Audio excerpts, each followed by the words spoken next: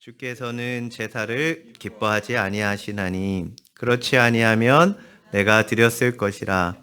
주는 번제를 기뻐하지 아니하시나이다. 하나님께서 구하시는 제사는 상한 심령이라. 하나님이여 상하고 통회하는 마음을 주께서 멸시하지 아니하시리이다. 아멘. 할렐루야. 아멘. 우리 주기도문 강해를 우리 주일마다 지난주까지 마쳤는데요. 처음 주기도문을 시작할 때 강조해 드렸던 것처럼 처음 시작이 하늘에 계신 우리 아버지요 이렇게 시작하잖아요. 그래서 그 부분이 가장 핵심이에요. 우리의 기도가, 믿는 자들의 기도의 핵심은 바로 나의 아버지께, 그것도 전능하신 창조주 하나님이신 그분이 나의 아버지시다. 그래서 이 주기도문의 가장 핵심은 우리가 그냥 아무데나 막 잘 알지도 못하는 이방인들처럼 잘 알지도 못하는 그냥 허공에다 대고 중언부언하고 막 정성 다해가지고 하는 그런 기도가 아니라 하나님이 살아계시고 전능하신 분이 나의 아버지시라는 거, 예수 십자가의 공로로 우리가 하나님의 자녀라는 그 믿음 가운데 바탕이 돼야 기도가 시작이 되는 거거든요. 그것이 가장 중요하다고 말씀을 드렸어요. 그래서 오늘은 그 부분을 더 이제 한꺼번에 이제 뭐라 그럴까요? 주기도문을 마무리하면서 기도의 핵심인 그 부분, 우리가 어떻게 하면 아버지를 움직이는 기도를 드릴 수 있을까? 그것을 한번 살펴보기를 원합니다. 우리 부모에게 있어서 우리 자녀에게 우리는 가장 약하죠. 자녀가 뭔가 요구하고 또 자녀가 아프면 모든 게 만사가 다 제껴놓고 아이들을 돌보고, 그것이 우리의 자녀인데, 아버지, 특별히 이제 하나님 아버지도 그렇고, 아버지를 이렇게 움직일 수 있는 가장 좋은 비결이 뭔지 아세요? 아버지는 이렇게, 지금 아버지는 좀 자상하고 이렇게 요즘 아버지는 그런데 옛날 아버지 막 이렇게 좀 무뚝뚝하고 이런 그런 아버지를 생각했을 때 아버지를 오라 가라 할 수 있는 제일 좋은 방법이 뭔지 아세요? 그거는 자녀의 비명소리입니다. 아이가 넘어지거나 아니면 떨어져가지고 아니면 다쳐가지고 우는 소리가 났다. 방에 있던 아빠가 막 열심히 뭔가를 하고 있었는데 거실에서 아이의 비명소리가 딱 났다. 그러면 어떻게 되죠? 아빠는 순간이동을 해요.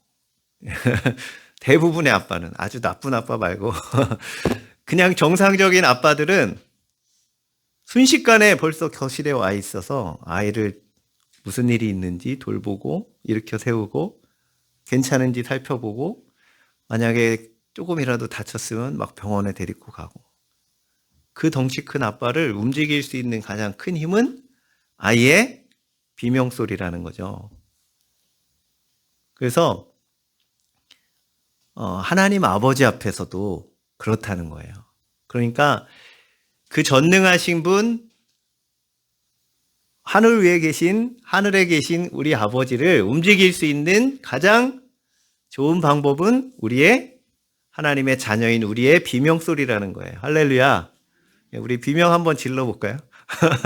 하나님이 득달같이 오신다. 그것을 꼭 믿으시기를 바랍니다. 그래서 우리의 진짜 아버지, 이 땅의 아버지보다 더 좋은 아버지. 이 땅의 아버지는 사실 나쁜 아버지도 많더라고요, 요즘에.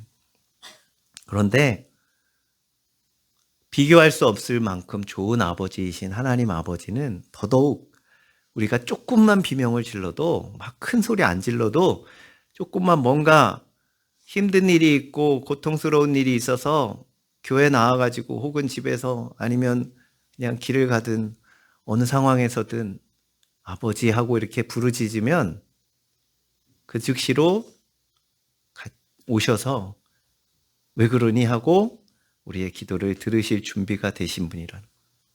그것을 기억하시기를 주님의 이름으로 축복합니다. 그래서 우리 하나님 아버지를 움직이는 것은 여기 16절의 말씀대로 하나님께서 구하시는 그 제사는 17절이네요. 상한 심령. 예. 그 비명소리. 그것이라는 거예요. 자녀들의 비명소리. 여러분들은 비명을 지르고 계십니까? 하나님 앞에? 그래서 예수님께서도 항상 기도하고 낙심하지 말 것을 비유로 말씀하신 부분이 나와요. 누가복음에 그런 내용이 나오는데 거기에 한 예를 들어서 과부가 억울한 일을 당한 과부가 있는데 그 당시에는 과부는 힘이 없고 이게 누가 이렇게 남편도 없기 때문에 이렇게 나서서 해줄 사람도 없고 약한 자들이거든요. 과부는. 그런데 그 불의한 재판장이 있어요. 뇌물을 받아먹는 재판장이 있는데 이 과부가 맨날 가가지고 재판장에게 억울한 나의 이 송사를 해결해 주세요 하고 졸르니까 이 불의한 재판관이 내가 하나님도 두려워하지 않고 자기 스스로도 그래요. 나쁜 재판관이지만 귀찮아서 내가 들어줘야겠다 하고 그 억울한 일을 해결해 줘요. 그것을 말씀하시면서 누가복음 18장 7절에 같이 이 말씀을 하세요. 한번 앞에 보고 읽어볼까요? 같이 한번 읽어보겠습니다. 시작! 하물며 하나님께서 그 밤낮 부르짖는 택하신 자들의 원한을 풀어주지 아니하시겠느냐? 그들에게 오래 참으시겠느냐? 하물며, 이 단어가 중요합니다. 하물며 그 뇌물 받아 먹는 나쁜 재판장도 과부의 그 끈질긴 기도를 응답해 줬는데 하물며 밤낮 하나님께서 그 밤낮 부르짖는 택하신 자들 하나님의 자녀들의 그 부르짖음을 들어주시지 않겠느냐, 오래 참으시겠느냐, 금방 들어주신다, 그런 말씀이죠.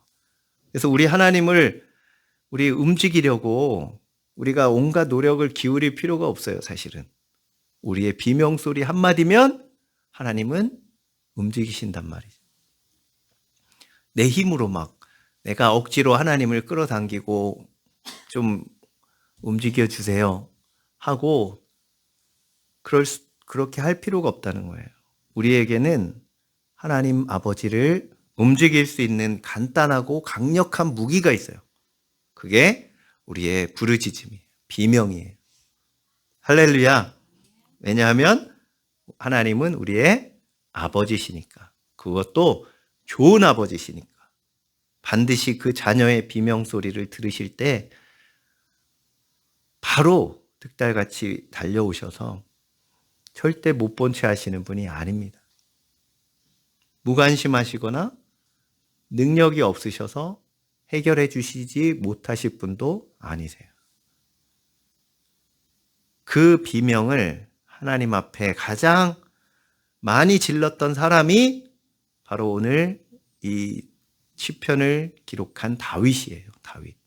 다윗은 일생 동안 이 시편을 다 읽어보시면 아시겠지만 다윗의 그 부르짖음, 이 비명소리, 그래서 쫓겨다니고 죽음의 위경에 있을 때 억울하게 그 망명살이를 할 때에도 계속해서 하는 것이 뭐냐면 하나님 앞에 비명을 지르는 일이었어요. 그게 이 다윗의 젊은 시절 어릴 때부터 왕이 될 때까지 그 이후에도 마찬가지고 그 비명을 가장 많이 지르는 사람이 바로 다윗이에요.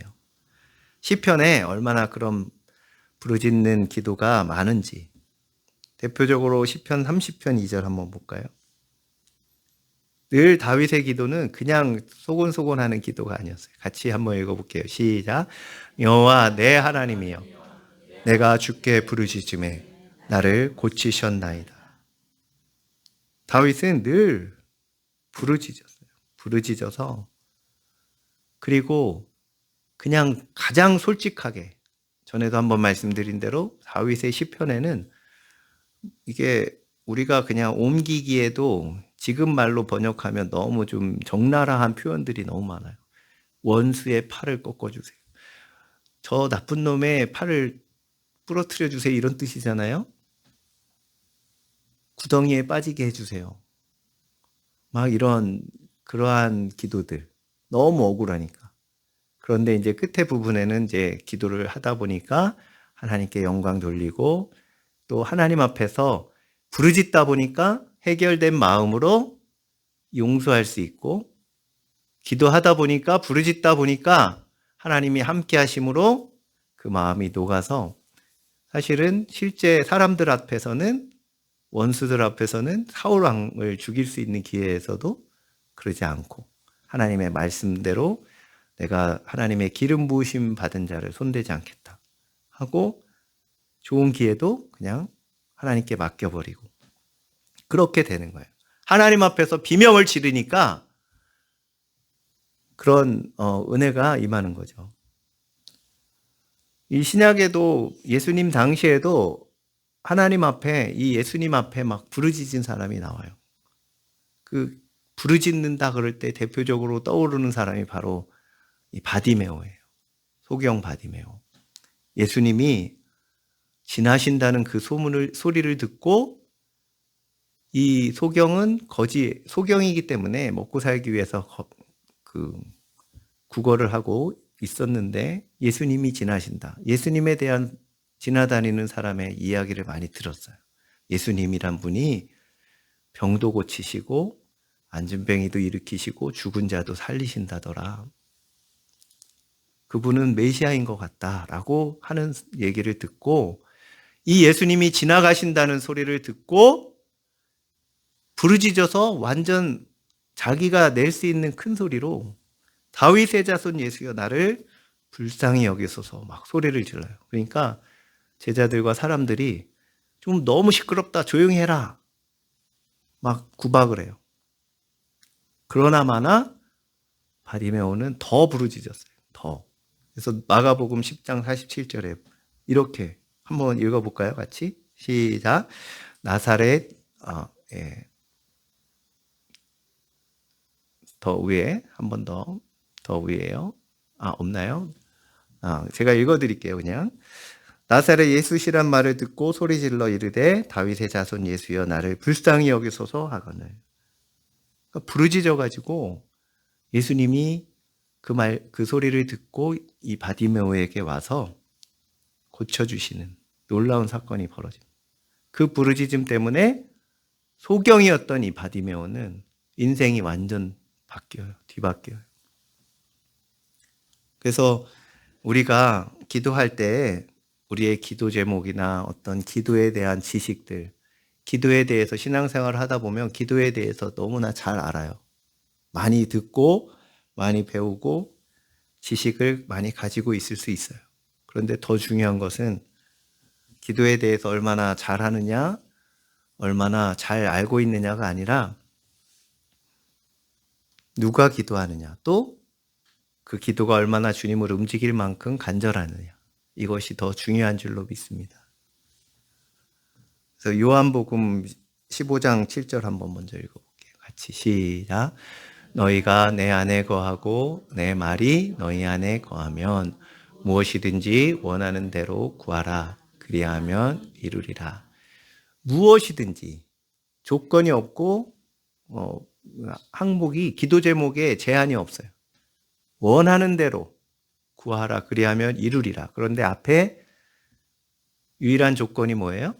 우리가 주님 안에 연합할 때, 하나 될 때, 우리가 예수님을 믿고 예수님을 나의 구주로 나의 하나님으로 모실 때 그 사람은 하나님의 자녀가 되고 그 사람이 구하는 모든 것은 하나님이 다 이루어 주실 줄로 믿습니다.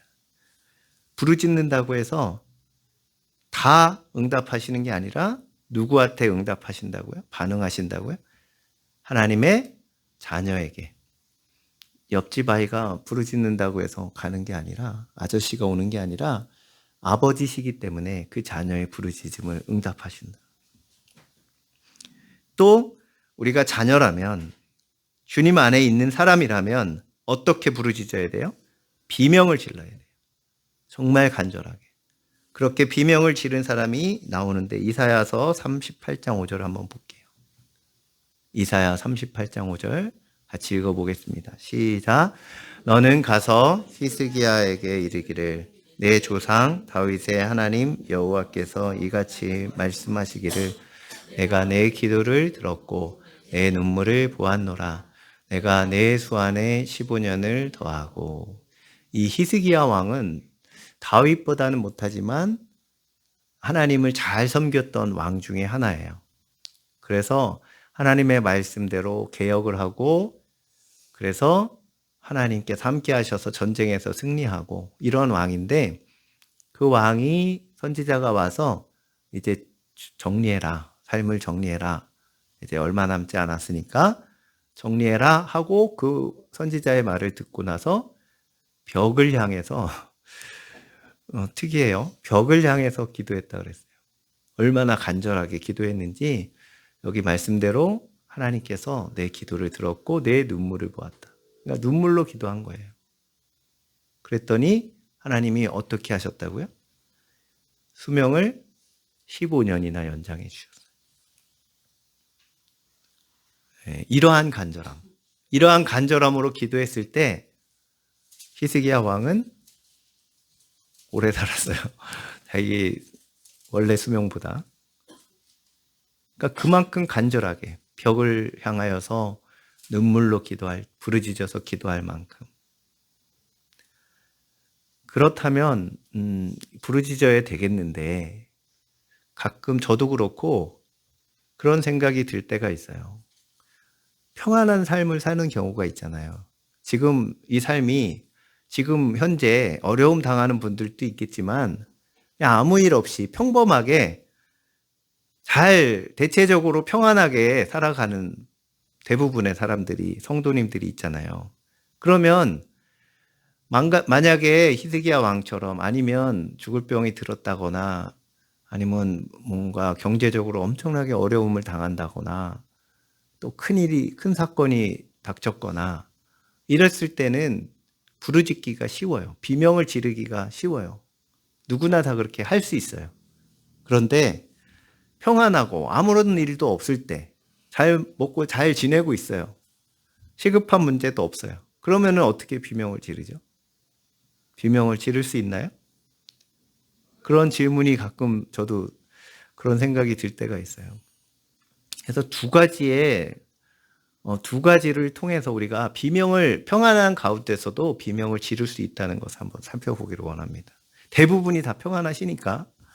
물론 급박한 일, 정말 부르짖어야 되는 상황인데도 안 부르짖는 경우도 있어요. 그런 분은 대책이 없긴 해요. 그런데 그런 상황이 오기 전에 우리는 하나님 앞에 부르짖어야 돼요. 비명을 지를 수 있어야 돼요. 어떻게 할 수 있죠? 어떤 상황이 돼야 되죠? 우리가 우리 자신의 영적인 실상을 바로 안다면 육체적으로 아무리 평안할지라도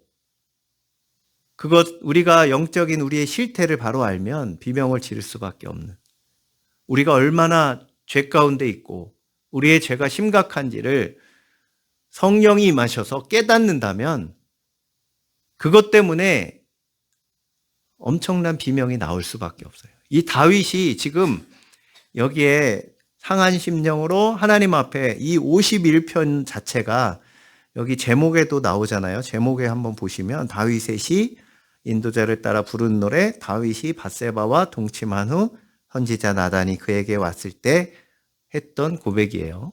이 무슨 얘기냐면 다윗이 평안했었어요. 이제 그 왕권도 든든해지고 가장 많은 영토를 확장했어요. 주변에서 다윗 왕 그러면 꼼짝 못하고 쳐들어올 생각조차도 못하고 그런 상황이었어요. 최강대국의 상황. 그래서 이제는 전쟁터도 직접 안 나가고 다윗은 왕궁에 있었어요. 평안한 상태. 그럴 때 문제가 생겼어요.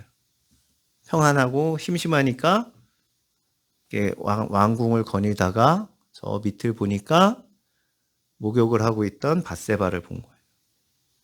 가장 충실한 자기 장수인 우리아의 아내. 그것을 보고 왕궁으로 불러들여서 여기 범하고, 그리고 그것을 가리기 위해서 우리아를 불러들여 가지고 임신한 것을 알고 가서 너 휴가 줄 테니까 빨리 아내한테 가서 동침해라. 감추기 위해서. 그러니까 충직한 우리아가 안 됩니다. 전장에서는 아직도 동료들이 전쟁터에 죽어가고 있는데 저만 이렇게 할 수 없습니다 하고 왕궁에 그냥 거해요. 집으로 안 가고. 그러니까 할 수 없이 다윗 왕이 그 대장한테 밀서를 줘가지고 가장 전쟁터에 극심한데 제일 앞에 내보내라. 그래가지고 죽이게 돼요. 그것을 나단 선지자가 와서 지적하고 그 죄를 지적했을 때 다윗은 지금 20편, 51편을 하면서 다른 표현에는 눈물로 침상을 띄었다. 그 정도로 철저하게 회개하고 왕이잖아요. 최면이 있잖아요. 근데 신하들 앞에서도 그 죄를 고백하고 드러내고 하나님 앞에 철저히 눈물로 회개하는 그런 이 시편이 바로 이 51편이에요. 그래서 고백합니다. 하나님께서 구하시는 제사는 상한 심령이다. 통회하는 마음을 주께서 멸시하지 아니하시리라.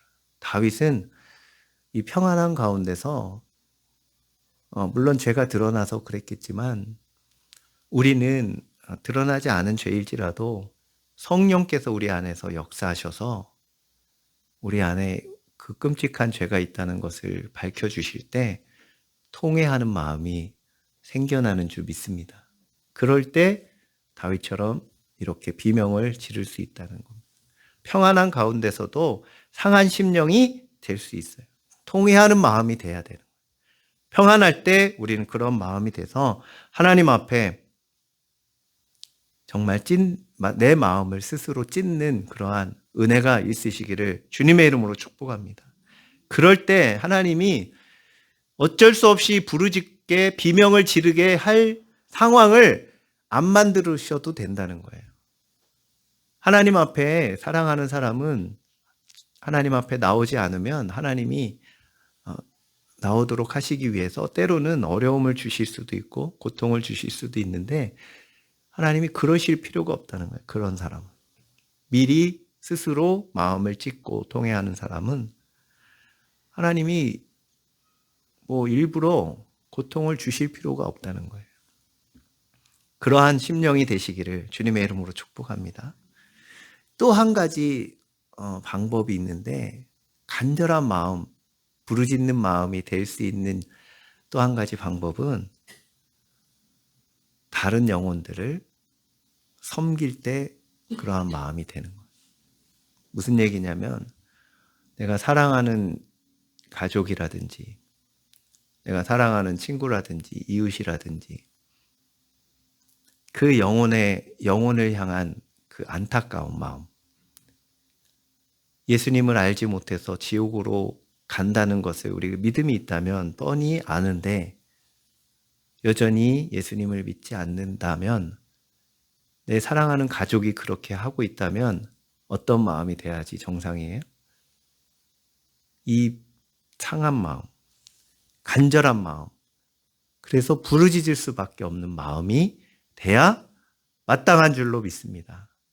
그것이 우리의 마음이 이 부르짖는 마음, 하나님 아버지 앞에 비명을 지를 수 있는 마음이 될 수 있는 또 한 가지의 방법이에요.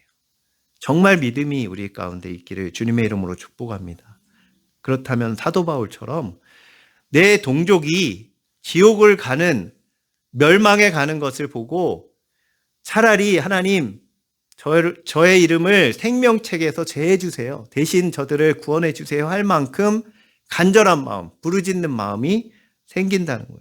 우리도 그 마음이 있어야 될 줄로 믿습니다.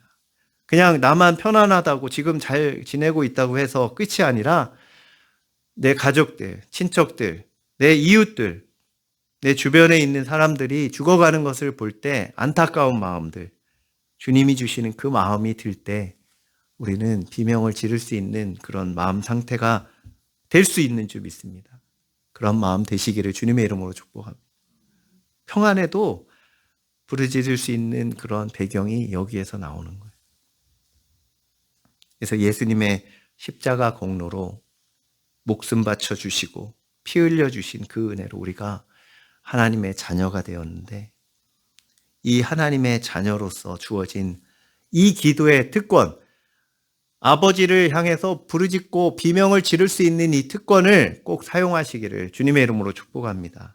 그냥 묻혀두지 마시고 하나님 아버지 앞에 비명을 지를 수 있는, 또 상한 마음으로 이 다윗처럼 철저히 회개하고 통회하는 심령이 될 수 있기를 주님의 이름으로 축복합니다.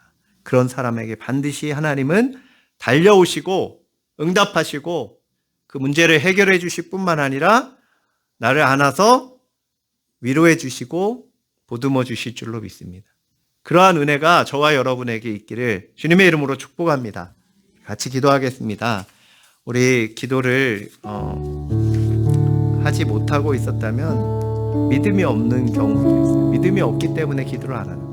우리가 기도할 수 있는 특권이 있는데도 기도하지 않는다는 것은 믿음이 부족하다는 걸 수도 있어요. 그래서 우리는 하나님 앞에 평안한 가운데서도 부르짖을 수 있는 그러한 다윗과 같은 통회하는 마음이 되게 해주시고 나의 실상, 나의 죄가 얼마나 큰지를 깨닫는 은혜가 있게 해달라고, 그리고 영혼들을 향한, 내 주변에 죽어가는 영혼들을 향한 그 간절한 마음이 우리 안에 있기를 원합니다.